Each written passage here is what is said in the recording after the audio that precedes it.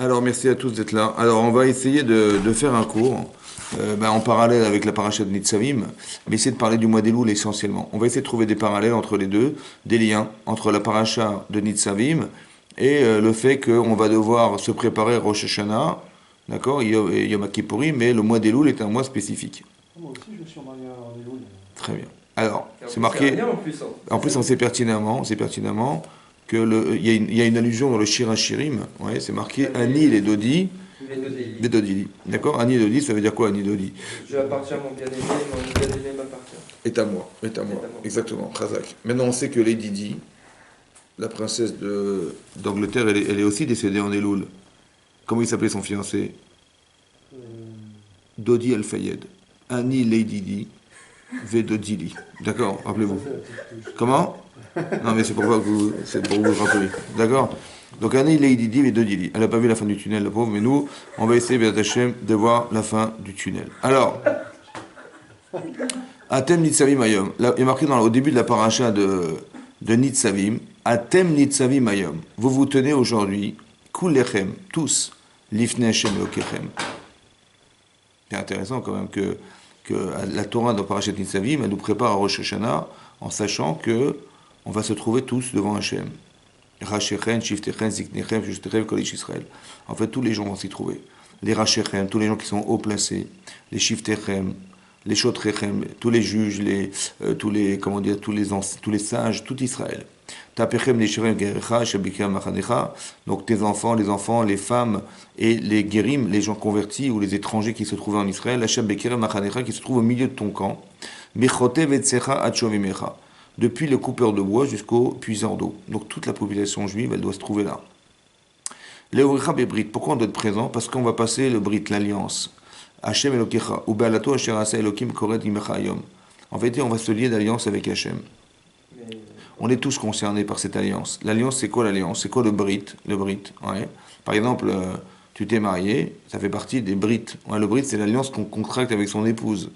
D'accord? Mais dans le texte, c'est marqué Koret Berit. En hébreu, ça veut dire, on dit en français, on va traduire Koret Berit, c'est se contracter une alliance. On va se lier d'alliance. Mais en hébreu, Koret, ça veut dire l'inverse. Ça veut dire couper. Karet, c'est couper. Et Koret Berit, c'est contradictoire. Parce que Koret, c'est coupé, et Brit, c'est lié. D'accord? C'est une alliance coupée. Mais non, c'est l'inverse qu'on aurait voulu, on soit lié d'alliance avec Hachem. C'est quoi Koret Berit?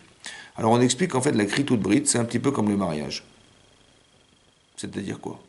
C'est-à-dire que quand le khatan, il est sous la choupa, le rav, il dit, dis-moi, c'est bien ta bague? Ouais, tu t'appelles pas ce bague, toi?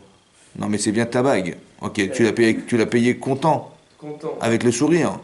Tu étais content quand tu l'as acheté. Ah ouais, ça t'a coûté, oui. Mais tu étais content. C'est ça. C'est pour ça que tu l'as payé. Tu l'as payé en bouteille de coca, en liquide? Ouais, c'est ça. Non. Alors, on dit content. Mais pourquoi tu dois payer une bague? Alors, on explique qu'en fait, non, tu vas te rendre compte, on va se rendre compte que de façon naturelle, oui, une femme n'a rien à voir avec un homme. C'est-à-dire une femme, eh ben, elle a ses émotions, elle a ses sentiments, elle a ses besoins que n'a pas son mari, d'accord? Et lui, il a d'autres besoins, d'autres émotions, d'autres envies, d'autres façons de penser. Voilà, on est différents. En fait, on est différents, mais qu'est-ce qui nous lie alors? Alors, vous savez ce qui va nous lier? Il faut être Koret Berit, il faut être se lier d'alliance. C'est quoi le lien? C'est que je vais prendre de moi quelque chose, que je vais couper de moi, et je vais lui donner.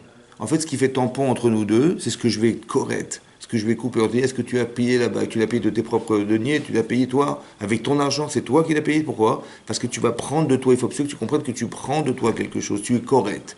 Comme Hachem, il a dû donner la Torah. De s'en séparer, c'est difficile. De nous la donner et de la conserver, il ne peut pas non plus. Alors qu'est-ce qu'il fait Hachem? Il est correct, Berit. Il coupe ce lien avec la Torah pour nous la donner, mais ce qui fait tampon au dorénavant entre Hachem et nous, c'est la Torah. C'est-à-dire que quand on étudie la Torah, quand on pratique ce que la Torah demande de soi, alors on est correct, on est dans l'alliance. Et Hachem veut créer cette alliance ici. Il a dit, vous êtes tous liés aujourd'hui à moi. C'est ce qu'a dit le Passouk, les Ovrecha Bevrit, pour vous faire passer sous l'alliance d'Hachem. Pourquoi on a besoin de se lier de l'alliance avec Hachem? Parce qu'on va devenir le peuple d'Hachem. Vous savez ce que c'est Hachem? Hachem, c'est celui qui crée le monde. Mais ce qu'il a créé, c'est rien par rapport à ce qu'il est. Tu vois, l'univers, c'est géant. C'est géant. Tu sais combien il y a d'étoiles dans l'univers? Il y en a 4 ou 5? Hein? Et en vérité, la Gemara dans Brachot, elle dit là-bas, il y a 10 milliards de milliards. 10 puissance 18 plus 63 342 étoiles. Comme ça, la Gemara Pourquoi dit. 63 442 Parce en que plus si des- si je t'avais dit 62 000, tu m'aurais dit pourquoi 62 244. Mais c'est vrai, non c'est vrai, tu as raison. Mais c'est marqué dans la Gemara 10 puissance 18. Ça veut dire que la Gemara, elle savait. D'où elle savait la Gemara? D'où elle savait? Ouais. Parce qu'on sait qu'ils font partie de la NASA, tous les Chachamim de la Torah. Tu sais bien, c'est connu, c'est connu. Ouais. Tout ce qui est naze, de toute façon, c'est. D'accord? C'est pour ça qu'il y a des Ashkénazes, il y a des Séfarades. Mais en vérité, non, parce que la Torah, hein, elle a été demandée sur le mont Sinaï. Et qui c'est qui nous l'a donnée? Et Hachem, il sait combien il y en a ou pas? Ah oui, bah oui, c'est lui qui l'a fait. Donc c'est de là qu'on voit que la Torah est divine. Qui c'est qui a été compté? Tu as compris? Bah. Personne ne peut compter. Si, ils ont compté, les scientifiques, ils ont dit c'est à peu près ça. C'est ça, la NASA a dit aussi pareil, 10 puissance 18, pareil. Des milliards de tonnes. Mais non, on le fait. Maintenant, des milliards, et ça c'est ce qu'il a donné. Il y a une étoile qui est la plus proche de la Terre, c'est le Soleil. Elle fait combien de fois la Terre? 10 fois, je crois. Elle fait 10 fois? En fait, elle fait 110 fois la Terre. 110 fois 110 fois la Terre. C'est si grand que ça? Ouais, le dimanche, le mercredi, c'est 115 fois. Mais non, 110 fois la Terre, c'est quand même énorme, tu vois. Mais c'est une boule de feu incandescente qui brûle en permanence avec des explosions atomiques. Mais c'est qu'une étoile parmi des dizaines de milliards. Mais par contre, la Lune, je De milliards, d'accord? Des milliards d'étoiles. Mais pour dire quoi? Pour dire que ça va, il fait bon aujourd'hui? Il faisait bon, ça va? T'as pu bronzer? Ouais. Bon. Mais si elle était un peu. Elle est à combien de kilomètres de la Terre? Le Soleil, il est quand même à 150 millions de kilomètres de la Terre. 150 millions! 150 millions de kilomètres de la Terre. Et ça va, il fait bon? Combien de temps ça met la lumière? 8 minutes. 8 minutes. 8 minutes. La lumière que tu as maintenant, là, elle a mis 8 minutes pour venir du Soleil ici. Parce que la vitesse de la lumière, c'est combien? 300 000 à la seconde. 300 000 km secondes. 300 000 km secondes. C'est-à-dire 300 fois Paris-Marseille en une seconde. 300 fois en une seconde. C'est la vitesse de la lumière. Donc on calcule 150 millions de kilomètres, ça fait environ 8 minutes et quelques pour arriver. C'est-à-dire que la lumière que tu vois là, elle a fait 8 minutes qu'elle est partie là-bas. D'accord? Maintenant, pourquoi vous dire ça? Pour dire que c'est extraordinaire. Parce que le Soleil, il a cet espace, il est là, mais quelque part, il est quand même bien placé. Oui. Pourquoi il est bien placé? Parce que vous savez pertinemment que, compte tenu de la pollution actuelle, hein, et compte tenu de l'effet de serre que représentent les nuages de pollution autour de la Terre, qui a détruit la couche d'ozone, hein, on sait qu'on est dans un effet de serre. Et on sait pertinemment qu'à 2-3 degrés près, qu'est-ce qui va se passer?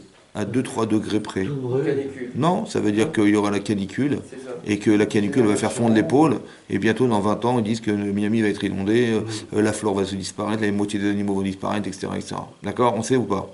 Ouais. Bon, à 2-3 degrés près. Ah oui, Ouais. ça peut bien jouer. Ça peut faire des... Ok. Des grosses Maintenant, étoiles. qui c'est qui a mis le soleil pour qu'à 2-3 degrés près... D'accord? Parce que je vous explique un truc. C'est à cause de qui fait 2-3 degrés de trop? C'est nous. À cause de nous. D'accord? Parce qu'on a pollué la Terre. Machmac avant. Il y avait pas- Avant la pollution, on était au bon degré. Oui, Donc ça a été pensé ou pas? Oui, mais, Puisqu'à 2-3 degrés près, c'est la fin du monde. c'est ça. Donc qui c'est qui a mis le soleil? C'est Hachem qui est pour que ça marche. Hein? Hachem. Mais ça, c'est un détail. Mais vous imaginez ce que c'est ça ou pas? Hachem, il nous aime ou pas? il vaut mieux. Vous avez- C'est sûr, on a vu ce qu'on fait et qui nous laisse vivre. C'est important d'y réfléchir ou Ouais. pas? C'est important d'y réfléchir. Ah ouais. Parce que pourquoi c'est important d'y réfléchir? Parce qu'on va savoir que c'est qu'un détail, encore une fois, mais c'est Akadosh Baruch Hu qui a créé ça pour nous, et qu'on est lié d'alliance avec lui, et qu'on est son peuple. Il y avait des peuples entiers dans le monde, il aurait pu choisir, il a choisi le clan Israël. Vous avez compris ça? C'est-à-dire qu'on a un privilège fantastique. Est-ce qu'on a le droit d'abuser de ce profil-là? Est-ce qu'on a le droit de négliger ce privilège? Ça donne des forces quand même. Ça va? Ça nous donne des forces. Ça veut dire que on sait qu'on a été choisi par Hachem. Am Tsegoula. On est le trésor d'Hachem. Maintenant, c'est ce que dit le Passouk ici, que il dit voilà, on va se lier d'alliance. Je pense que chaque année, on recrée cette alliance à Rosh Hashanah. C'est-à-dire que nous, on croit qu'on est jugé à Rosh Hashanah, genre on va voir qu'est-ce qui va vivre, etc. On fera peut-être un cours la semaine prochaine pour expliquer ce que c'est que Rosh Hashanah. Mais le premier rapport avec Hachem, c'est un rapport de vie avec lui. Ça veut dire que on sait que on est éternel, on sait qu'on est indestructible, et on sait que on pourra atteindre un monde futur qui viendra un jour être sur la terre, être triatamétim, la résurrection des morts, et on va retomber sur nos pattes, c'est-à-dire retomber sur avant la faute de Adam Arishon, parce que le Gan Eden se trouvait sur terre. Hein. C'est quoi le Gan Eden? Le jardin d'Éden. Mais la Gemara en Brachot, elle dit là-bas qu'on dit le Gan et le Eden. Il y a le jardin et le Eden. Le jardin et le Eden, ce sont deux endroits différents. En fait, Adam, il était dans le jardin d'Éden, mais il devait atteindre le Eden. C'était le but, en fait. C'est ça qui est marqué dans la Gemara. Le but d'Adam, c'était d'atteindre le Eden. C'est ce qu'on espère atteindre un jour. Mais le Eden, c'est le monde dans lequel on va devoir vivre éternellement. Après, il y a une discussion de savoir est-ce qu'on aura une Neshama sans corps ou un corps avec une Neshama, entre le Ramban et le Rambam. Savoir est-ce que la résurrection des morts, elle sera avec un corps ou pas. Mais ce n'est pas ça qui m'intéresse. C'est pour vous expliquer qu'on doit atteindre ce but. Atteindre quelque chose qui s'appelle l'éternité. Maintenant, c'est le lien qui nous lie avec Hachem qui nous permet d'atteindre cette éternité. Le lien avec Hachem. Si je peux me permettre quand même, c'est pas écrit dans la Torah la résurrection des morts. Oui, c'est marqué environ une centaine de fois, à peu près, quoi.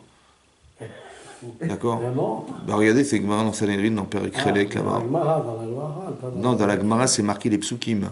Par exemple, on dit Az Yasher Moshe. Vous connaissez ce pasuk? Oui. Ça veut dire quoi, Az Yasher Moshe? C'est quand ils ont traversé. Ça veut dire quoi en français? Az Yasher Moshe. Az. Alors, Yashir Moshe. C'est un passé ou un futur?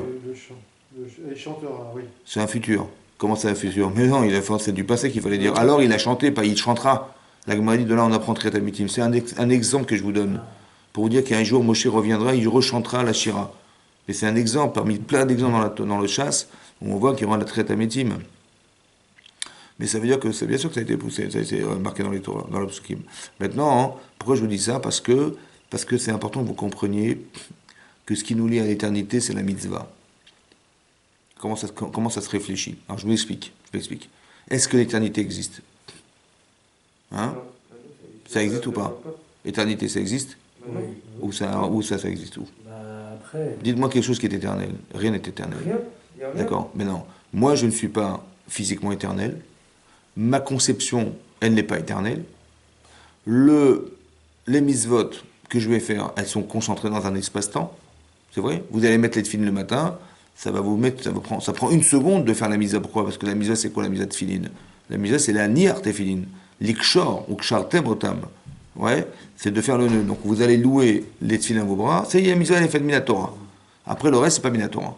Le reste, tout ce qu'on met là et tout ça, le machin, c'est pas minatora. Mais ce qui est par contre minatora, c'est que est-ce qu'on est rassasié de ces mitzvot? Sa'adoun.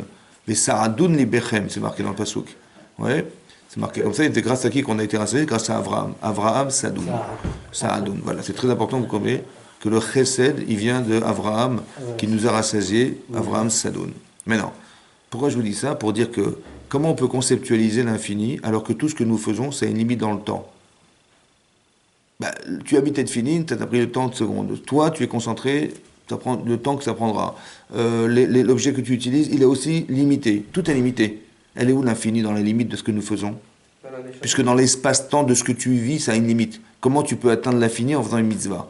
C'est marqué dans le Rambam, ouais, dans la Masechet Makot, là-bas, c'est marqué Rabbi Hanania ben Akash Omer. Rabbi Hanania dit que Rabbi Akash Omer, Ratsa Kadosh Baruch Hu Zakot Israël. Hachem, il a voulu donner du mérite au clan Israël. Les Fichar, c'est pour cela. Irba Lahem, il aura multiplié les mitzvot. Il y a combien de mitzvot? 613. Il a mis 613 mitzvot, et là-bas, le Rambam et la Gemara, c'est pas comme ça aussi, qu'en fait, si on était capable d'en faire qu'une seule, les Shem Shamaim, alors ça suffirait. Maintenant, Hachem, il nous a donné 613 occasions de le faire. En vérité, c'est des milliards d'occasions, parce que 613, c'est les Rachim, mais pour vous expliquer qu'on peut atteindre le Olam Haba avec une mitzvah. Vraiment correctement faite, Agoun, etc., on peut y arriver. Mais c'est, d'accord? Donc, il faut comprendre comment ça fonctionne, comment on est capable d'être d'abord soi infini, et d'atteindre de l'infini, comment c'est possible. C'est ça le Brit. L'alliance avec Hachem, c'est d'arriver au Olam Haba, c'est ça le but. Comme c'est marqué dans les Pirkei Avot, à Olam, dommer les pros d'or. Le but dans le monde dans lequel on vit, c'est un pros d'or, c'est un vestibule, c'est un couloir. Est-ce que vous voyez le couloir? En fait, on est dans un couloir. Et au bout de ce couloir, dit le Passouk, le Pirkei Avot, au bout de ce couloir, il y a une porte. Et derrière cette porte, il y a le Traklin. Le Traklin, c'est le palais. En fait, le but, c'est d'atteindre le palais. D'accord? Pas le palais de la bouche, Mais le palais, là où il y a des dents. Pourquoi où il y a les dents? Parce qu'Hachem, il est connu dans le monde entier. Monde entier. Rappelez-vous tout le temps. Monde entier. Un monde entier. C'est ça, tu vois. Mais non. C'est ce que disait mon médecin souvent, mon docteur. Il me disait qu'Hachem vous protège. Non, c'est vrai. Non, c'est vrai. À chaque fois qu'il vient, il me dit que Hachem vous protège. Je sais pas pourquoi vous dites ça. Il m'a dit qu'il te protège dans le ciel, il te protège dans la mer et il te protège dans la terre. Toujours. Protège dans la terre. Mais non. D'où l'importance des dents. Surtout ne pas avoir une dent contre qui que ce soit, Chazvé Shalom. D'accord? D'accord. Mais non. C'est pour ça que plus on apprend, plus on prend de l'âge, plus on a du plomb dans la tête. Non, c'est vrai, ça s'appelle le plombage. Mais non. Pourquoi je vous dis ça? Parce que vous devez comprendre cette notion-là. Comment il faut comprendre, comment intellectuellement on peut comprendre qu'en faisant une mitzvah, on atteint l'infini. Comment c'est possible? Alors comme ça. En fait, quand je fais dans un intérêt personnel, par exemple, on va faire Shabbat, d'accord? Mais non, qu'est-ce qu'on fait? On fête Shabbat. Comment on fête Shabbat? C'est quoi Shabbat? Le Shabbat? C'est la reine de Shabbat. Comment? C'est une reine, Shabbat. C'est vrai, c'est une reine. Mais non, où est la couronne? Non, mais non, le Shabbat, on va fêter la finalité de la création du monde. C'est ça, un Shabbat. Maintenant, ça se fête. Comme on fête un mariage, on fête une bar mitzvah, on fête un anniversaire, on fête un résultat d'examen, on fête des choses. D'accord? Maintenant, ça se fête, mais il faut manger. C'est comme ça. Quand tu fêtes, tu manges. C'est comme ça, c'est très important de manger. Et pour fêter ce qu'on fête, il faut manger. Maintenant on va manger Shabbat. 3 séoudot. Mais on dit Shabbat, c'est Me'en en Lamaba. Shabbat est à l'image du monde futur. En quoi c'est à l'image du monde futur? Est-ce qu'on mange dans le monde futur? D'accord. Est-ce qu'on mange? Non, c'est l'inverse. On aurait pensé que Shabbat, c'est l'inverse. Il aurait fallu, au contraire de manger, il aurait fallu s'asseoir, étudier, prier, je sais pas moi, être beaucoup plus spirituel que le reste de la semaine où on n'est pas du tout spirituel. Donc on aurait dû consacrer cette journée à la spiritualité qui la compose, c'est-à-dire respecter, honorer le Shabbat. Et c'est l'inverse qu'on fait. On mange. Il y a 2 façons de manger. Soit tu manges pour toi, tu dis ma femme elle a préparé une keila, mon vieux. La dafina, mais c'est un truc de malade. Donc quand tu vas manger, tu manges parce que tu attendais ce jour. C'était Shabbat, et le Shabbat c'est le repos, le Shabbat c'est la dafina, ou la keila, c'est ça le Shabbat. Mais si tu manges pour toi, tu enfermes tes actes dans ce que tu es, c'est-à-dire dans ton moi, la limite de ce que tu es. Par contre, si tu sais que tu vas manger en l'honneur du Shabbat, c'est comme tu dis, voilà, tu t'es marié. Est-ce que les mariés, ils mangent le jour du mariage?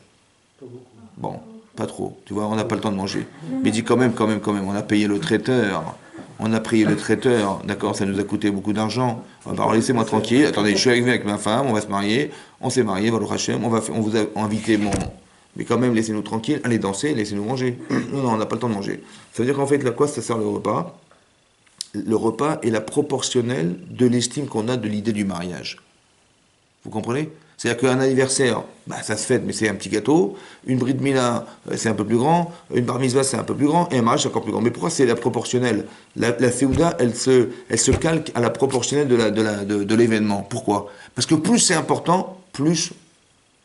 Vous connaissez la compagnie, la Bouftanza. C'est cette compagnie allemande, la Bouftanza. Il faut...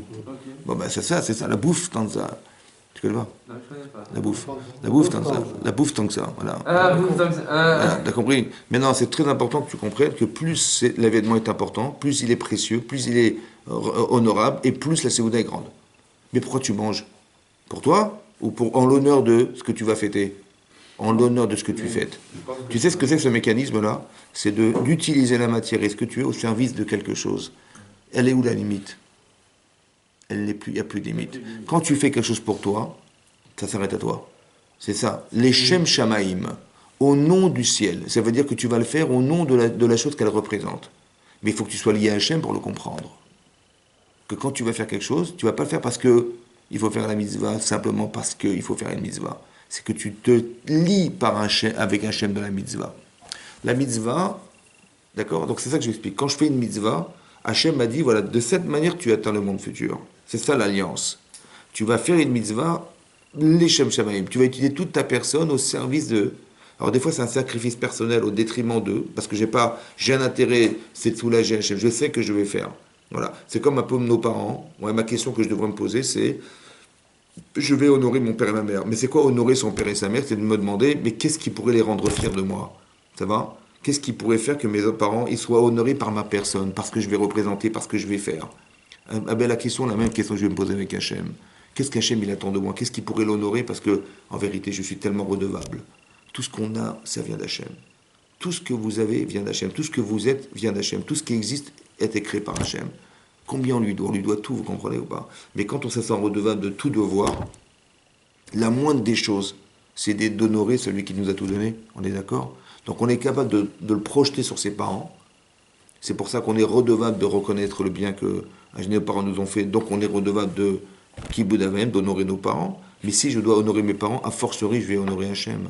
Donc je vais utiliser ce paramètre de respect des parents et je vais basculer a fortiori en disant, mais a fortiori, je vais respecter Hachem. C'est vrai ou pas? Donc tout ce que je fais, en vérité, il faut que je le fasse dans l'intention de. Vous comprenez ça? Les intentions sont fondamentales. Fondamentales. Parce que c'est elle qui va donner la limite et retirer la limite de ce que tu fais. La fondamentalité des choses, c'est quoi? C'est de dire, mais je ne le fais pas pour moi. Je le fais parce que c'est nécessaire, parce qu'Hachem, il veut que ça soit de cette manière que ça soit fait. Et je l'honore de manière à ce qu'il existe comme ça. C'est comme ça qu'on construit les tzadikim. C'est comme ça qu'on construit les tzadikim. Des gens qui ont pensé faire des choses, non pas dans l'intérêt personnel. Vous voyez, quand les gens sont désintéressés par les mitzvot ou désintéressés dans une relation, eh ben, ça fait plaisir quand même. Ça veut dire que le type, il n'est pas là parce que j'ai de l'argent ou parce que machin. Non, non, il est là parce qu'on est des amis. Vous comprenez? Il y a une relation désintéressée qui fait qu'on se lie avec les personnes. Et ben, c'est de la même manière qu'on se lie avec Hachem. Le seul paramètre qui nous différencie de la relation sociale, c'est la mitzvah. Maintenant, en hébreu, une mitzvah, on traduit par un ordre. C'est vrai? Mais en fait, il ne faut pas le comprendre comme ça. Je vous explique. La Torah n'est pas une religion. Tu dis, bon, il y a la religion juive, la religion chrétienne, musulmane, la Torah. On ne nous a pas donné la Torah sur Mont Sinaï pour dire qu'on est des religieux. Non. La Torah, c'est le bon sens. La Torah, c'est la légitimité des choses. La Torah, c'est la compréhension d'Hachem. La Torah, c'est ce qui nous permet d'accéder au Olam Haba. C'est le plan du monde, la Torah. D'accord? C'est ça. D'accord. Donc, ça veut dire que c'est beaucoup plus qu'un code pénal, ou beaucoup plus que ça. Maintenant, ce qui va se passer, c'est que quand on va se lier à Hachem dans une mitzvah, oui, on va se dire, ben voilà, il y a des mitzvahs, donc il y a des ordres. Mais en hébreu, pour dire un ordre, ça s'appelle un tzivouï. Un ordre, en hébreu, ça s'appelle un tzivouï. Donc on n'aurait pas dit dire des mitzvot ou une mitzvah, on aurait dit un tzivouï ou des tzivouïm en hébreu. On aurait dit des tzivouïm, voilà les ordres. Voilà, on a l'armée, il y a des tzivouïm, il y a des ordres à tenir. Voilà, il faut se tenir comme ça, il faut s'habiller comme ça, il faut avoir une arme comme ça. Ouais. Donc ça s'appelle des tzivouïm. Mais on n'appelle pas des tzivouïm, on dit des mitzvot. Comme on ne dit pas un tzivouï, on dit une mitzvah. C'est bizarre. Ok. Alors, un exemple que j'ai entendu d'un rav qui a dit la chose suivante. Vous savez que quand on va contracter un prêt à la banque en Israël, ça s'appelle une mashkenta. D'accord? Maintenant, on va voir une banque. D'accord? Une banque. La banque, c'est le mal élevé. C'est-à-dire celui, pas qui est mal élevé, parce qu'en général, bon, c'est pas évident de trouver des banques qui soient bien élevées, mais le mal élevé, c'est celui qui va prêter l'argent. Le lové, c'est celui qui emprunte. D'accord? Donc je vais voir une banque, je vais contracter un prêt, je suis lové, d'accord? Et lui, il est mal élevé. Je suis le lové, mal élevé. Comment on dit un prêt en hébreu? Une milva. Comme on dit une mitzvah. Vous avez compris? C'est quoi une milva? Ben, la milva, le prêt, l'argent, c'est ce qui crée le lien entre le lové et le mal élevé, entre le prêteur et l'emprunteur. Vous avez compris ou pas? Que la milva c'est le prêt, qui crée le lien entre le prêteur et l'emprunteur. La mitzvah, c'est ce qui devrait créer le lien entre moi et Hachem. Il faut que vous compreniez que quand vous faites une mitzvah, vous vous liez à lui. Pas que je fais une mitzvah parce que j'ai pas le choix. Vous avez compris? Il ne faut pas le réfléchir, ah ben comment on va faire? J'ai peur de rater, et je vais vers la mitzvah. En fait, je la fais pour qui? Je la fais pour moi. Parce que j'ai peur de la rater, j'ai peur de... Non, il faut que tu la fasses par bonheur et par plaisir de te lier avec Hachem. C'est la milva, la mitzvah. C'est comme ça qu'on se lie à lui. Vous avez compris? C'est-à-dire qu'il faut réfléchir dorénavant, non pas comme quelqu'un qui a peur de ce qu'il va rater d'être, mais cette peur, en réalité, elle est autre chose que ça. Je m'explique. Si la mitzvah me lie, donc la avera, elle me délie. Est-ce que vous comprenez comme ça? Vous vous dites, non, j'ai fait une bêtise. Ah, j'ai fait une bêtise. Donc, quand je fais teshuva, qu'est-ce que je me dis? Ben, je me dis simplement, j'ai fait une bêtise. Donc, il faut que je corrige ma bêtise. Parce que je vais arriver devant le juge, à Rosh Hashanah, et j'ai pas envie d'arriver avec ma faute. Donc, je vais m'en débarrasser. Alors, je vais dire, excuse-moi, pardonne-moi, je regrette, j'ai honte de moi, voilà ce que je fais. Mais j'ai honte pour qui? Mais j'ai honte pour moi. Ça va?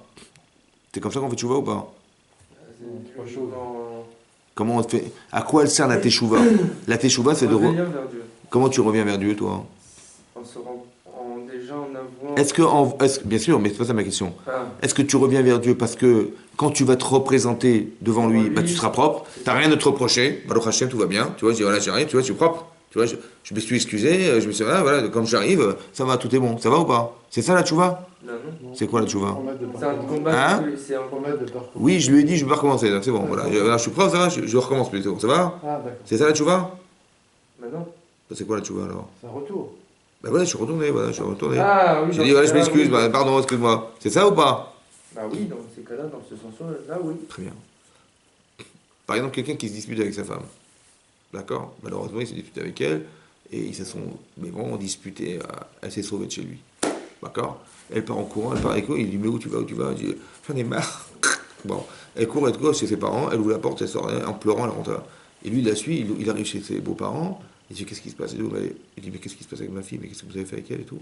Il dit bah elle pleure, elle est dans sa chambre. Il dit, bah, le type il ouvre la porte de sa chambre, il voit sa femme en pleurs sur son lit en train de pleurer. Il la voit, il fait excuse-moi ma chérie, Hachamnou, Baganou, Gazanou, Dibarnou, la fille, la Chénara. Bon, elle va dire pardon? Je comprends pas l'hébreu. Je répète, Hachamnou, Baganou, Gazanou, Dibarnou, la Chénara. Ça marche ou pas?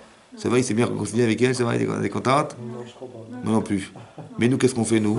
Tous les jours? Kiff, kiff. Hachamnou, Baganou, on fait kiff-kiff. C'est pas qu'on kiffe, hein, c'est kiff-kiff. Mais c'est ça qu'il faut faire. Bah non. Ah, il faut faire quoi? Non. Mais voilà, je faut pas m'excuse. s'excuser. Sans Hachem blesser. no bagano, m'excuse. Non, c'est quand t'as fait une erreur, en fait, je vois. En vérité, ma femme, elle s'est sauvée. Bon, mais qu'est-ce que j'espère? Un retour. J'espère que je vais retrouver le lien que j'ai perdu. Ah, ouais, c'est bien. Parce que manifestement, elle s'est sauvée. Mais quand je fais une avéra, est-ce que vous vous rendez compte? Hachem, il nous aime ou pas? Non. Hein? Il nous aime, Hachem. Il m'aime comme ma femme elle m'aime, comme mon mari m'aime. Mais quand on aime quelqu'un, un dérapage, ça peut créer une frustration plus forte que si je néglige la personne ou je ne respecte pas ou j'aime pas la personne. Par exemple, si quelqu'un dans la rue, il me néglige, il marche sur le pied, bon, ça me dérange pas. Oui, mais si ma femme ou mon mari que j'aime, il y a quelque chose qui m'a déçu, c'est beaucoup plus puissant en termes de déception. On est bien d'accord? Plus l'amour est grand, plus la déception peut être forte. Donc faire attention. Mais dans Hachem, il nous aime ou pas? Bah, vu ce qu'il a créé pour nous, je pense qu'il nous aime. Donc la frustration, elle est faible ou elle est grande? Elle est grande. Elle est grande, pire que grande, je veux dire pourquoi? Parce que ce que j'ai fait en faisant une avéra, c'est que j'ai utilisé le pouvoir qu'il m'a donné contre lui. Je respire grâce à lui, je vois par lui, je comprends grâce à lui, et j'ai toute la parole grâce à lui, tout ça c'est lui. Et je l'ai utilisé contre lui. C'est comme si tu as un business, on est associés, et le type il se barre avec la caisse, quoi. Vous avez compris ou pas? Mais c'est ça qui se passe. Alors comment tu vas demander pardon?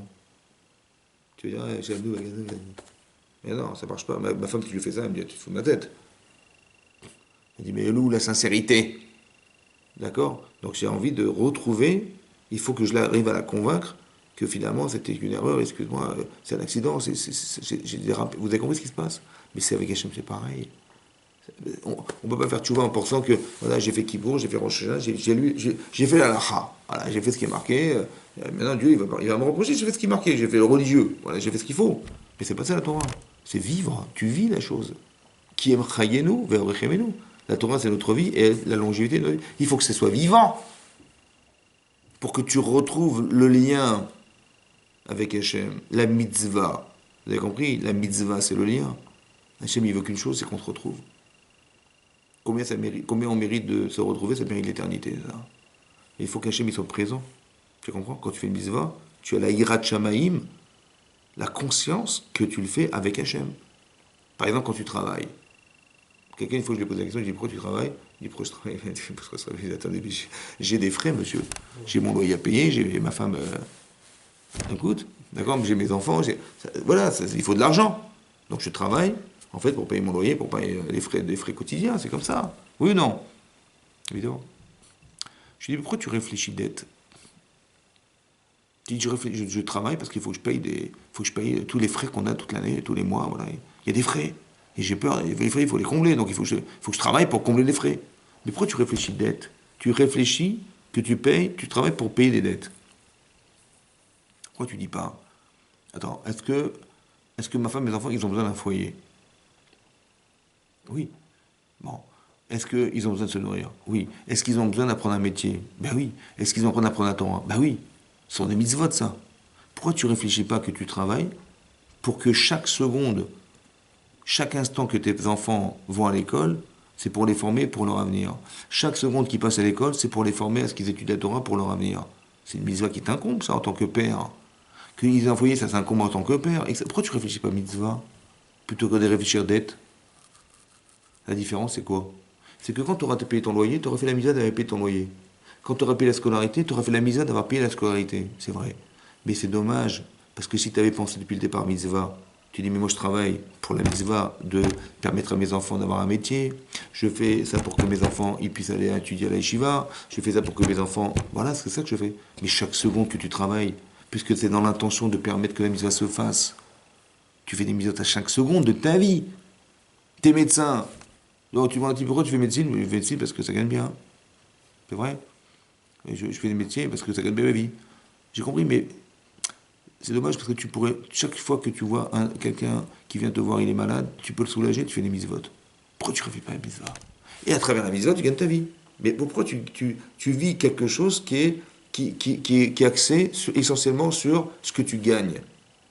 Parce que quand tu reçois le type, tu dis, bon ben voilà, je reçois la personne, je fais une ordonnance et il s'en va. Il m'a donné un chèque de 25 euros. Donc j'ai gagné de l'argent. J'ai compris, tu as gagné de l'argent, mais c'est dommage parce que ce que tu as fait, tu l'as fait pour toi. C'est dommage. Si tu l'avais fait pour lui, en gagnant de l'argent, hein, mais tu l'aurais fait pour lui. Tu dis, mais la preuve, c'est que quand ça n'allait pas, tu l'as téléphoné, tu dis, mais alors ça va mieux, ça va, vous êtes rétabli, vous avez compris? Je ne le fais pas pour moi, je le fais pour lui. Et quand je le fais pour lui, je le fais pour lui. C'est ça qu'il faut comprendre. Je crée le lien avec la mitzvah. Chaque seconde que tu travailles, c'est des secondes que tu peux comptabiliser comme des mitzvot. Il n'y a plus de frontière entre le Kodesh et le Chol. Oui, il est où le Chol? Il n'y a plus. Parce que tout ce que tu fais, c'est des Shem mitzvah. Vous comprenez ce que je veux dire? Tout ce que tu fais, c'est une mitzvah. C'est le lien que tu crées avec Hachem. Parce que Hachem, il a besoin qu'on soigne les gens. Il a besoin qu'on entretienne des choses.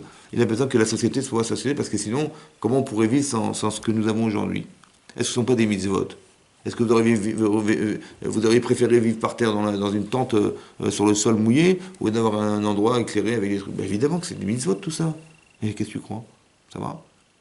Donc de soulager la conscience, parce que sinon ce sont des traumatismes permanents, de vivre dans la rue c'est traumatisant, alors ce sont des mitzvot. Oui, tu peux vivre, plutôt que de penser bénéfice, gain que tu vas gagner en faisant ce travail, pourquoi tu ne penses pas à mitzvah qui te permet de gagner ta vie? Et ça change toute ta vie en fait, parce que Hachem existe. Il est là présent dans ta vie. C'est ça le brit, l'alliance. Vous comprenez ou pas? On est lié d'alliance. Mais il faut que ta vie elle change. C'est marqué dans le Passouk, dans Ishaïa, Ki Yesharim Ki Yesharim d'Arki Hachem. Ils sont droits les chemins d'Hachem. Tzadikim, Yelchubam. Les tzadikim se déplacent dans ces chemins. Posheim, les fauteurs, Ikeshelubam. Ils trébuchent dans les mêmes chemins. Tzadikim Yelchubam. Les chemins sont les mêmes. Le tzadik, il se déplace dans le chemin, il évolue dans ce chemin. Ouais. Et le rachat, il trébuche dans le même chemin dans lequel le tzaddik, il évolue. C'est quand même bizarre. Qui est sharim, lorsque le Navi dit le chemin il est droit, ça veut dire qu'il n'y a pas d'ambiguïté. On ne peut pas se tromper, c'est droit. Yesharim, c'est comme. Elle est où la poste? Le bâtiment jaune tout droit. Tu ne peux pas te tromper. Yesharim d'Arki Hashem, le chemin il est droit. C'est quoi le chemin? C'est quoi le chemin? Ben, le chemin c'est ta vie. C'est ta vie le chemin. C'est-à-dire qu'on t'oriente, il t'arrive. Est-ce que tous les jours se ressemblent? Non. Mais il faut comprendre une chose claire. C'est que tout ce qui nous arrive, c'est le chemin qu'on devra emprunter.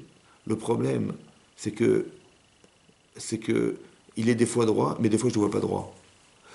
Mais comment je peux moi avoir tordu alors qu'il est droit? Le rachat, il va trébucher dans le chemin. Comment on peut trébucher dans un chemin droit? En fait, le chemin, il est droit, c'est sûr. Qu'est-ce qui n'est pas droit? Parce qu'il ne marche pas droit. Qui est-ce qui n'est pas droit? Le rachat. Ah, le chemin? Ben non, le chemin il est droit puisque le tzaddik il l'emprunte. Rachel ne le voit La pas parce route, qu'il a elle- perdu le lien avec Hachem et donc il ne peut pas voir le chemin. En fait, c'est le rachat qui voit mal. C'est ça. C'est-à-dire que la même réalité, la même image, le tzaddik il dit waouh, et l'autre il dit mais qu'est-ce qu'il fout là? C'est dingue. Hein. Par exemple, les Meraglim. Vous vous rappelez les explorateurs? Ils ont été prétextés que la terre, elle mangeait ses habitants. RS Ochelet Yoshvea. Après 40 jours d'exploration, ils sont venus et ils disent, vous savez quoi? Il y avait des morts tous les jours. Vous voulez vivre là-bas? Bon. Là-bas, l'Agma dans Sota, elle dit, Rechaim Alalo. Ils ont dit, c'est une terre Ochelet Yoshvea. Maintenant, le Midrash Rabbah, il rapporte comme ça. Que quand Moshe, il a dit, allez visiter la terre d'Israël, il voyait s'il n'y a pas un arbre. C'est quoi cet arbre? Il dit, l'arbre, c'était le tzaddik. Est-ce qu'il n'y a pas un tzaddik là-bas qui, grâce à lui, eh ben, on risquera de ne pas forcément gagner la guerre. C'était qui ce tzaddik? C'était Yov. Ouais. Et le Midrash Rabbah, il dit que le jour où ils sont rentrés, Hachem, il a fait qu'il est mort. Pour pouvoir leur permettre que même ce tzaddik-là, il ne protégera pas les peuples qui s'y trouvent. Vous imaginez ou pas? Et donc ils se sont tous rassemblés là-bas pour l'enterrer. Et il y a eu aussi des morts pendant cette période de l'exploration des explorateurs de la terre d'Israël. Hachem, il a fait qu'il... Mais non, il dit là-bas, il dit Rechaim Alalo. Pourquoi Rechaim? Parce que j'ai vu une image, voilà, je vois des gens qui enterraient des morts tous les jours. Je dis, mais c'est une terre de fous là-bas. Vous voulez vivre dans cet endroit, ils meurent tous les jours, il y a des épidémies, je sais pas ce qu'il y a, des épidémies. Ouais. Au lieu de dire, tu sais quoi, ils ont pu enterrer leurs morts et ça nous a libérés et ça nous a permis de pouvoir explorer la terre sans être dérangés. Tu comprends la même image. Au lieu de dire, ah, grâce à Dieu, tu sais quoi, comment Hachem il nous aime, ils ont enterré des morts tous les jours et ça les a occupés, et nous on a pu explorer la terre sans être dérangés. Ils ont prêté, ce qu'Hachem il a fait la Tova de libérer l'espace pour pouvoir explorer la terre sans être dérangés, eux ils l'ont utilisé contre Hachem, en disant, mais tu sais c'est quoi cette terre? Vous avez compris ou pas? C'est-à-dire que toi, c'est toi qui vois. Tu vois droit, tu vois tordu. Le chemin il est droit. Mais évidemment que c'était ça. Ça voulait dire qu'Hachem, il voulait nous sauver. Il voulait nous permettre d'exploiter sans être dérangé. C'est ça que ça voulait dire. Mais comment ça se fait que tu l'as interprété comme ça? Ah, parce que tu as des intérêts personnels. Parce que tu n'as pas envie. Tu n'as pas envie d'y être. Alors tu vas trouver des arguments pour ne pas y aller. Alors tu vas dire à l'intérêt. Mais vous avez compris ou pas? Il est où le mirchol? Elle est où l'embûche? Elle est sur le chemin ou dans la tête des gens? C'est la tête des gens. Le chemin, il est droit. C'est l'interprétation. Maintenant, ça veut dire quoi autrement dit? Ça veut dire que tout ce que tu vois, c'est une interprétation. Et donc on doit se poser la question, on est au mois d'Elul, de savoir, est-ce qu'on est outillé pour voir? Est-ce qu'on est outillé pour comprendre? Est-ce qu'on est outillé pour ressentir? Parce que là, il y a une compréhension émotionnelle. J'avais des intérêts personnels, je n'avais pas envie de rentrer en Israël. Alors qu'est-ce que j'ai prétexté? Il ne faut pas rentrer. Alors comment je vais dire? Je vais dire, écoutez, voilà, la terre, il y a Amalek, ils vivent dans des villes fortifiées, sur des montagnes, vous voulez qu'on y aille? Non, on leur a fait peur. On a dit la vérité, mais on a fait exprès pour leur faire peur, pour ne pas y aller, pour dissuader les Israël de rentrer en Israël. Mais pourquoi? Parce qu'on n'avait pas envie d'y aller. Pourquoi on n'avait pas envie d'y aller? Dit le Zohar. Ouais, pour ça qu'avant de dormir, on se souhaite bon Zohar. Bon Zohar à tous. Ah, c'est très important, la Kabbalah. Maintenant, vous avez compris? Ça veut dire qu'en fait, ils étaient intéressés du Zohar. Pourquoi? Parce qu'ils étaient prophètes, les Meraglim. Et ils ont vu qu'ils ne seraient pas des chefs de tribu en Israël. Ils ne se voyaient pas là-bas. Ils ont dit, on va être des simples citoyens. Alors on préfère rester des chefs de tribu dans le désert, inconsciemment évidemment, hein, que des simples citoyens en Israël. C'est pour ça qu'ils ont fait tout ça. Vous avez vu? Parce qu'inconsciemment, ils ne se voyaient pas. Pourquoi ils ne se sont pas vus? Vous savez pourquoi? Parce qu'ils ont fauté, parce qu'ils sont morts. Ils ont été trompés par leur propre prophétie. Vous avez compris la folie? Oui, mais alors, là, il y a deux là, qui n'ont pas... Kalavini folie, je suis au milieu. Ouais. Mais ce que je veux dire par là, c'est que c'était compliqué. Mais ce n'est pas le sujet. C'est juste pour vous expliquer un exemple que de ce que tu vas voir. Comme l'Agba dans Rayot, elle dit là-bas, il y a deux personnes qui amènent un korban Pessah. Alors c'est un agneau qu'on va griller sur le feu et qu'on va manger à Pessah. Et tu vois deux personnes, ils font le korban Pessah, ils amènent le sacrifice de Pessah. Ouais. L'un, c'est un tzaddik, et l'autre, c'est un rachat. Pourquoi? Parce que là, ils mangent le korban Pessah, parce que... Vous savez que c'est le mouton grillé, c'est une folie, quoi. C'est un michoui de malade, vous comprenez? Et l'autre, il dit, je mange en l'honneur de Pessah. La sortie d'Égypte, ça se fête. Là, il mange pour lui, l'autre, mais tu vois deux personnes qui mangent. Et tu pourrais dire, ben voilà, deux tzadikim. En fait, c'est faux. L'un, il mange pour ce que ça représente, et l'autre, il mange pour la bonne viande qu'il a bien mangé. Vous avez compris la différence? Tout est dans le cerveau. C'est comme tu vois deux personnes qui font de la zaka. Tu dis, bah, que la kavod, ils ont fait de la zaka. Là, ils donnent parce qu'ils disent, attends, t'as vu comment ils sont? Ils vont dire, oui, mais tu vas prends ton argent et sauve-toi d'ici, mais je te donne ton argent pour que tu te sauves, parce que je veux pas te voir. Ou je te donne parce que j'ai compris ton malaise, j'ai compris combien tu souffres, j'ai compris combien tu as besoin de cet argent. Vous avez compris la différence? On a fait le même acte. Qu'est-ce qui nous différencie des autres? Tzadikim yelchubam poshim ikashubam. Ça veut dire qu'on peut faire la même chose, mais en fait, la vision qu'on a des choses, elle est dans le cerveau. C'est elle qui va donner l'orientation de la mitzvah. Comment tu orientes ta vie dans ton cerveau? Il faut savoir. Donc on étudie pour savoir. Mais il faut savoir aussi, est-ce que ton cerveau, il est logique? Est-ce que tu peux lui faire confiance? C'est comme un ouvrier, je sais pas, je suis garagiste ou je suis ébéniste. Est-ce que j'ai des bons outils dans mon garage pour pouvoir réparer des voitures? Est-ce que j'ai des bons outils dans mon atelier pour fabriquer des meubles? Les outils. Mais j'ai un cerveau, c'est mon outil. Est-ce qu'il est fiable? Est-ce que je peux lui faire confiance?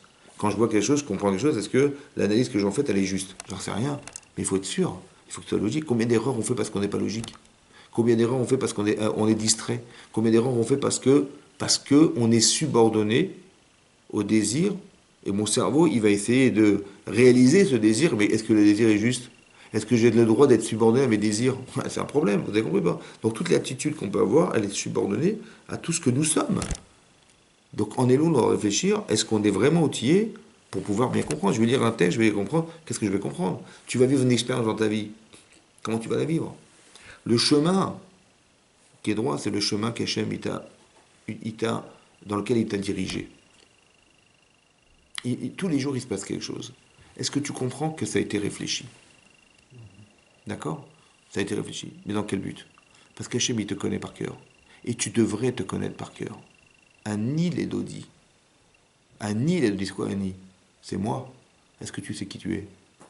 Parce que si tu sais qui tu es, tu vas comprendre ce que Dodi, il veut te faire vivre. Tu vas comprendre quel message il te renvoie. Et des fois, c'est pour corriger, des fois, c'est pour te forcer, des fois, c'est pour te bonifier, c'est pour que tu refuses.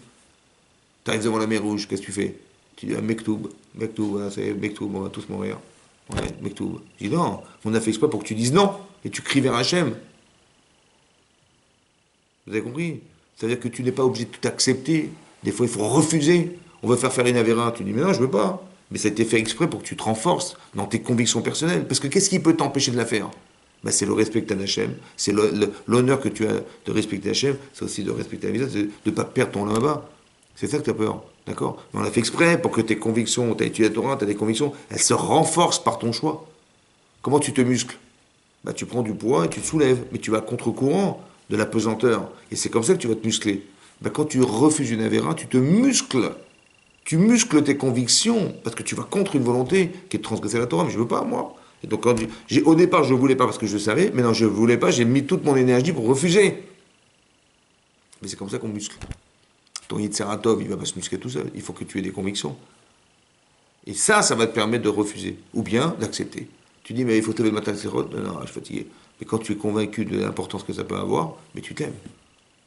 Vous avez compris ou pas? C'est comme si je vous disais, je sais pas moi, qu'est-ce qui est plus important, la maison ou l'argent? Très bien. Maintenant, si je vous dis, voilà, à l'entrée de la synagogue, là, il y a une petite valise, il y a 2 millions d'euros. Il y a des petits billets qui dépassent, et c'est juste devant la porte là. D'accord, mais bon, n'importe qui peut la prendre. Bon, qu'est-ce qu'on fait? On attend la fin du cours, on y va? Moi, personnellement, j'attends ici, moi. D'accord, J'attends ici. très bien. Alors, il y a des hôpitaux psychiatriques spécialement. Non, j'attends ici, moi, perso. J'ai compris, j'ai compris, mais c'est pour expliquer quoi? Pour dire que normalement, le type, il ne va pas lâcher l'occasion d'aller chercher cette valise. Mais en vérité, vous savez quoi? C'est vrai que c'est beaucoup d'argent, mais la misva, elle n'a pas de prix. On ne peut pas payer l'éternité, ça n'a pas de prix. D'accord? Maintenant, ça veut dire que c'est beaucoup plus valorisant de savoir ce qu'on va gagner de faire une misva que même ce qu'on aurait pu gagner. Alors qu'est-ce que tu fais? Tu dis, mais ouais, mais j'ai l'occasion de faire une misva, en fait, il faut que tu comprennes, la logique, c'est ça. Tu sais ce que tu vas gagner, tu sais ce que tu vas perdre. Tu vas gagner de l'argent, mais tu vas perdre autre chose. Tu vas perdre le temps que tu aurais pu faire de consacrer à autre chose. La priorité des choses, c'est de la logique, ça aussi. Est-ce qu'on est outillé pour pouvoir comprendre ce genre de choses? De mettre en avant ce qu'on doit faire dans sa vie. C'est important. Ce travail-là, c'est le travail des louls. Annie. Il faut que je sache me définir qui je suis. Quand on dit Kishani Lasmi Ma'ani, quand je suis moi-même, ouais, qui je suis. Mais im enenili, mais si c'est pas moi, im enenili mili. Si je ne suis pas moi-même, qui je suis. Donc il faut que je sache définir qui je suis. Ton caractère, ton intelligence, ton émotion, tes limites, tout ça, il faut que tu connaisses. Il faut connaître tout ça. Et à partir du moment où tu sais te définir, tu peux comprendre ce qui peut t'arriver dans la vie. Parce que ce qui va t'arriver dans la vie, ouais, c'est min hashamaim, ça veut dire que ça a été pensé par Hachem. Et ce min hashamaim là, il veut dire beaucoup de choses. Ça veut dire qu'Hachem, il veut t'aider. En permanence. Il t'abandonnera jamais. Quand un homme fait une avéra, quoi qu'il ait foutu, il est abandonné. C'est l'inverse qui va se passer. Par exemple, vous savez que les frères de Yosef, ils ont vendu Yosef esclave. Mais ils vont penser légitimement que c'était la meilleure solution. Quand finalement, ils ont constaté bizarrement que on a prétexté que Binyamin avait volé la coupe de Yosef. On a pourchassé Binyamin et on a découvert la coupe dans sa sacoche. Est-ce que Binyamin c'est un voleur? Binyamin c'est un voleur? Hein? Non. Est-ce qu'on sait qu'il est pas voleur? Bon, si on était les frères de Binyamin, on aurait vu ça, qu'est-ce qu'on aurait dit? Moi j'aurais dit, c'est un coup monté. C'est un coup monté contre nous, on veut nous rendre, je sais pas ce qu'ils veulent nous faire, parce qu'à l'époque, les voleurs, on les rendait esclaves. Donc ils ont dit, on veut nous rendre esclaves, mais jamais de la vie, hein. Attendez, on va prendre un avocat, moi c'est ce que j'aurais fait, un scandale. Oui, non, pas vous? Qu'est-ce qu'ils ont dit? Ils ont dit non. Ils ont dit, Elokim matza et avon avadecha. Dieu, il a trouvé la faute de tes serviteurs. On va se rendre esclaves. Vous avez vu la lecture ou pas? Celui qui voit pas Hachem dans sa vie, il dit waouh, mais n'importe quoi, mais ça va pas. Attends, c'est un coup monté contre nous, les copains là. Bien, il n'a rien volé du tout. C'est un truc monté. On va. Non, c'était Min Hashamaim. Ça veut dire qu'ils ont compris, c'était Hachem. Qui Yesharim Darki Hachem. Le chemin, il est droit. Ça veut dire que si tu arrives à un truc pareil, tu dois réfléchir. Mais attention, parce que si tu acceptes ce qui t'arrive, tu vas. Pourquoi ils ont dit qu'on va être des esclaves? Parce qu'ils ont très bien compris que ce qui leur est arrivé, c'est parce qu'ils n'avaient pas été sensibles au fait d'avoir vendu Yosef esclave. Comment tu répares ton problème? Eh ben, tu vas devenir un esclave. Tu deviens un esclave. Et quand tu vas ressentir l'esclavage, tu vas comprendre ce que tu as osé penser pour ton frère. C'est réparateur de ta faute. Vous avez compris? C'est pour ça qu'ils ont proposé esclave. Mais ils ont compris quoi? Que ça a été pensé par Hachem. C'est comme ça qu'on réfléchit. Tout ce qui t'arrive, réfléchis-le en fonction de ce que tu es. Ils ont dit, on se reproche d'avoir vendu Yosef. Donc c'est normal qu'il nous arrive un truc pareil. Parce que quelqu'un qui vole devient esclave. Et bien c'est ça qu'il voulait, on l'a compris, Khazak. Mais ça, il faut être yachar dans son cerveau pour comprendre ça. Il faut être ma'amin bachem pour comprendre ce que je vous dis. Il faut croire en Dieu. Parce que ce qui t'arrive, ça a été pensé. C'est ça le chemin. Il t'arrive dans ta vie, sache qu'Hachem il t'a mis ça dans ta vie pour que tu comprennes quelque chose. Il y a une forme de remise en question ici. Où t'as la chance d'avoir un Beth Midrash, mais Hachem il t'a mis dans ton chemin. Pourquoi faire? Pour que tu aies du temps d'étudier Torah. Pour que demain, à 120 ans, tu puisses pas dire, mais j'avais pas le choix. Mais si tu avais le choix, voilà, on te l'a proposé. Il faut que tu vois ça, que tu t'habitues à te rendre compte qu'Hachem, il est présent dans ta vie. Qu'il est là pour t'aider. Il est là pour t'aider dans tous les sens. Est-ce que tes parents, ils vont t'aider dans la vie? Mais Hachem a fortiori qui va t'aider dans ta vie. C'est dommage de se passer de ce partenaire fantastique qui est Hachem. Parce que c'est tout le temps, il est là tout le temps. Hachem, quel rachum vechanun erecha b'imah chesed emet. Il y a 13 attributs. Hachem, prends, on répète Hachem. Hachem, quel rachum vechanun. La Gemara dans Brachot elle dit parce que Hachem, il est là avant la faute. Et il est là aussi après. Moi je croyais qu'après c'était foutu. Vous savez, on nous dit souvent, quand on a fauté, on est banni. Vous connaissez ça? C'est vrai ou pas? C'est faux, on n'a jamais été banni de la vie. D'accord. Hachem, après que tu es fauté, Hachem, il est là. Il est là. C'est-à-dire qu'il propose des choses pour éliminer la faute. La faute, c'est pas forcément ce que tu fais. La faute, c'est ce que tu as pensé qui a engendré ce que tu fais. La faute, c'est ce que tu es qui a engendré ce que tu as fait. Vous avez compris? Par exemple, Réhouven, le fils aîné de Yaakov Avinu, lorsqu'il a vu il a constaté qu'après le décès de Rachel, Yaakov, son père, il a mis son lit dans la chambre de Bilha, qui était la servante de Rachel. Il a dit, mais c'est un affront pour ma mère. Ma mère, Léa, comment ma mère va supporter ça? De voir que son mari, il a mis son lit dans la chambre de la servante. Qu'est-ce qu'il a fait? Il a pris les de son père, il l'a mis dans la chambre de sa mère. Pour lui apprendre à vivre. D'accord? Bilbel Yitzhou à vivre. Elle est où la faute? D'abord, c'est marqué dans la parashat de Vayechi, c'est marqué Réhouven Bechoriata. Il a dit Réhouven, tu es mon fils aîné. Réchitoni, les prémices de ma semence. Première fois qu'il a une semence à Yaakov, c'était pour avoir Réhouven. Yeter Seed Veyeter Az, qui avait en plus de tout effrayant, Seed. Seed, c'est Nesiut Kapaim, tu aurais dû être le Kohen. Az, tu aurais dû être la puissance, la royauté. La royauté te revenait. La prêtrise te revenait. Seulement, Pachas Kamaim al Totar. Tu étais impétueux comme l'eau et tu as tout perdu. Il ne t'a rien laissé. C'est dur quand même. Comment? C'est dur comme sanction quand même. Alors, C'est dur. très très bien. Mais non, est-ce que c'est une sanction? Pas vrai.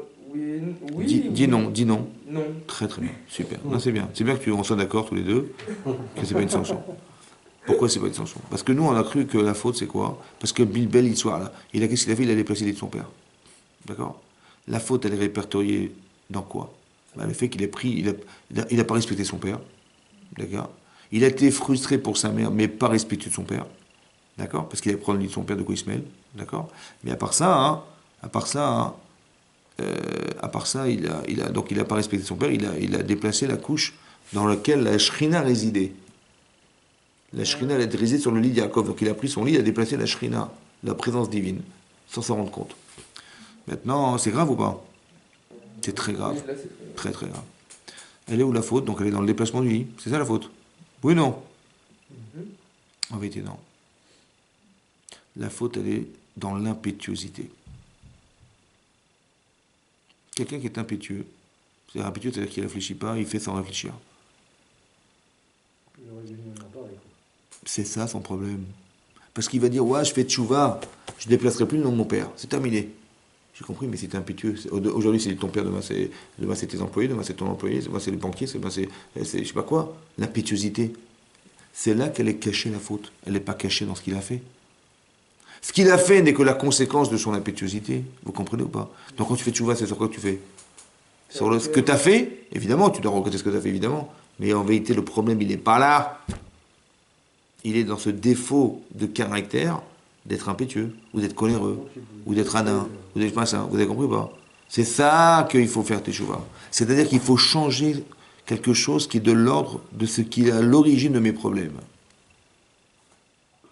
Comment on change ça?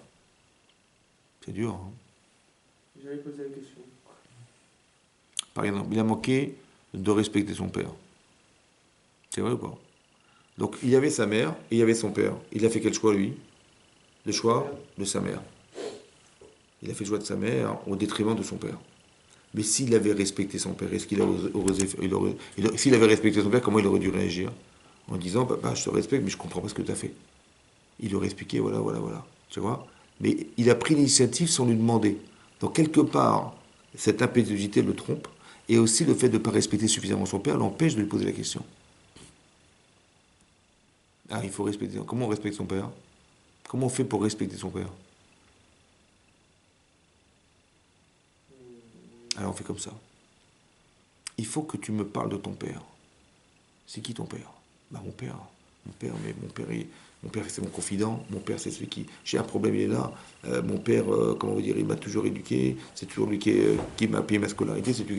Mon père, c'est tout ça. Mon père, c'est celui qui va tout le temps à la prière, celui qui est aimé par des gens, celui qui, à chaque fois qu'il y a un problème chez moi, c'est lui qui est présent, etc. Mais qu'est-ce que je suis en train de faire? Je suis en train d'énumérer tout ce qui fait mon père, c'est-à-dire tout ce qui va faire le poids de mon père.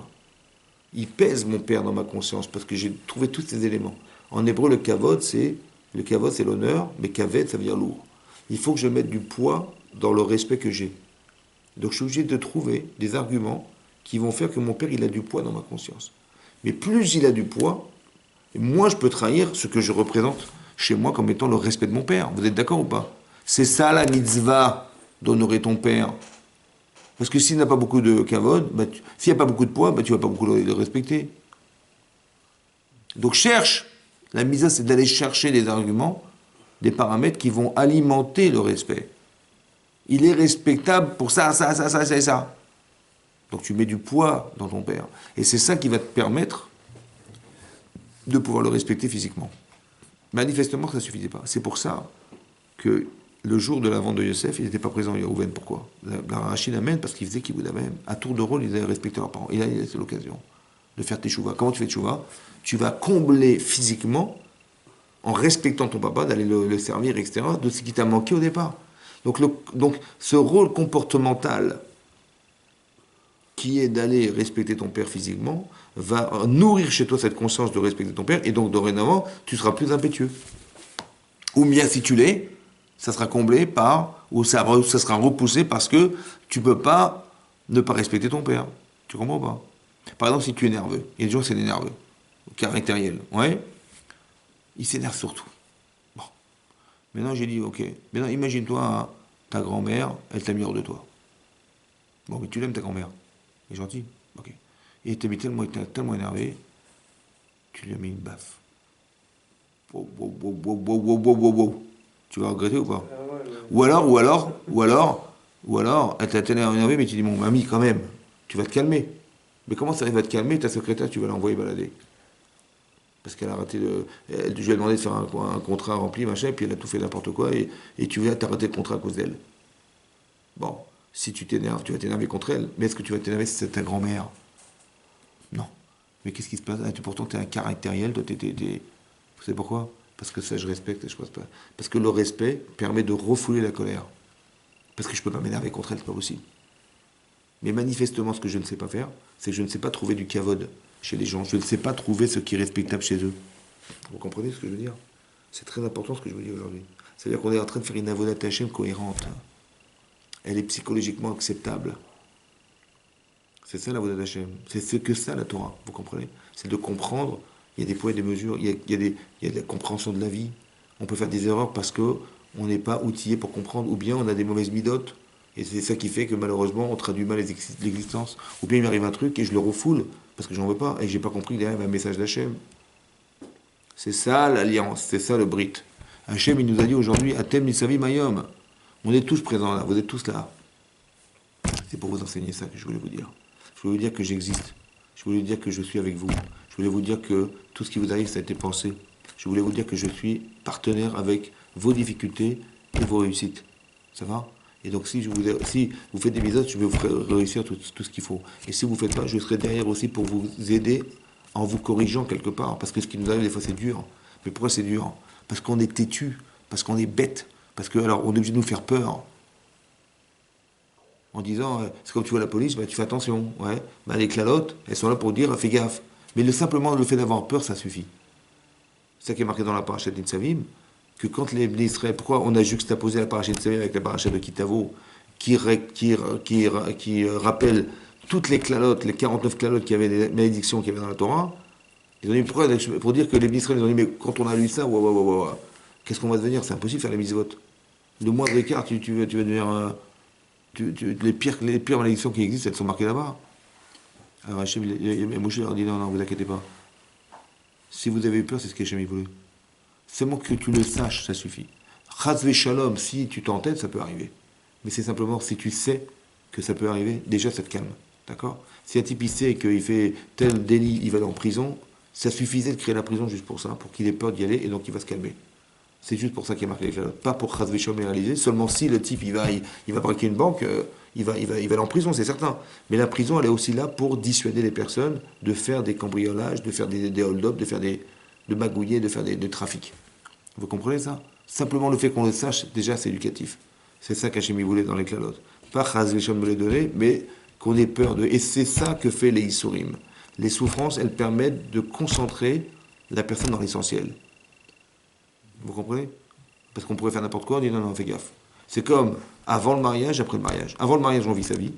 Mais dès qu'on est marié, on a une femme en face de soi, on a son mari en face de soi, on a des enfants qui nous regardent. Est-ce que tu vas dire n'importe quoi à tes enfants? Est-ce que tu vas leur dire, tu sais quoi, ce soir, demain vous n'irez pas à l'école, on va faire un poker. J'ai même préparé du whisky, on va bien saouler et on va s'éclater. Ça va? Demain, si vous êtes malade, c'est pas grave, vous êtes. Je dirais, j'ai un ami médecin, il nous fera une ordonnance et vous n'irez pas à l'école. Et toute une fois par semaine, c'est comme ça, on va faire une fois par semaine comme ça. Comme nous, on faisait quand on était jeunes avant de se marier. Oui, non? C'est ça que tu vas dire à tes enfants? Tu peux plus. Ah, tu peux plus maintenant. Tu peux plus. Pourquoi tu peux plus? Ben, tu peux plus parce que Parce que c'est pas possible, tu veux le bonheur de tes enfants, tu veux la réussite des enfants, tu veux pas tu veux pas en faire des alcooliques. C'est marrant, hein. Parce qu'en vérité, on n'était pas des tzadikim, mais on est devenu des tzadikim grâce à nos enfants. On est devenu des tzadikim grâce à notre femme. Parce qu'elle me réclame des choses et je suis obligé d'être au diapason. Grâce à mon mari, je fais attention à ce que je fais, machin. Donc en vérité, j'aurais voulu faire des choses, mais je ne peux plus les faire. Mais je ne me force même pas. Parce que pour la réussite de mes enfants, d'être un exemple pour ces enfants, c'est fondamental. Donc tu vas devenir un exemple pour tes enfants. Tu vas devenir un tzaddik parce que tu ne peux plus te contredire. Tu peux dire à tes enfants, mais vous, il faut réviser la Mishnah, mais tu ne dis pas, papa alors. Ou tu dis, il faut aller à la synagogue, mais tu ne vas jamais, papa. Tu ne peux plus te contredire. Donc tu es obligé d'aller à la synagogue, tu es obligé d'étudier la Torah, tu es obligé d'être parfait, tu es obligé d'être parfait. Voilà. Le père parfait, le mari parfait. Pourquoi? Parce que le filtre de ta vie, c'est ta famille. Donc Hachem, il a créé ce système pour que tu deviennes un tzaddik. T'as compris ça?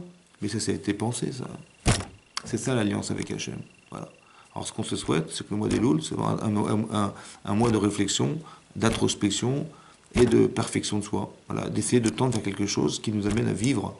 C'est ça qui aime Chayenu Vachemenu. Tu dois choisir de vivre, c'est-à-dire vivre, c'est pas de respirer, c'est de ce qui va te faire vivre. Parce que tout le reste, ça ne nous fait pas vivre. D'accord? Voilà, donc c'est ça qu'on espère. Bez Hachem. Chazak Obaruch. Merci beaucoup. Merci beaucoup, Chazak. Shabbat Shalom et merci. Avec plaisir, Chazak. Merci à vous.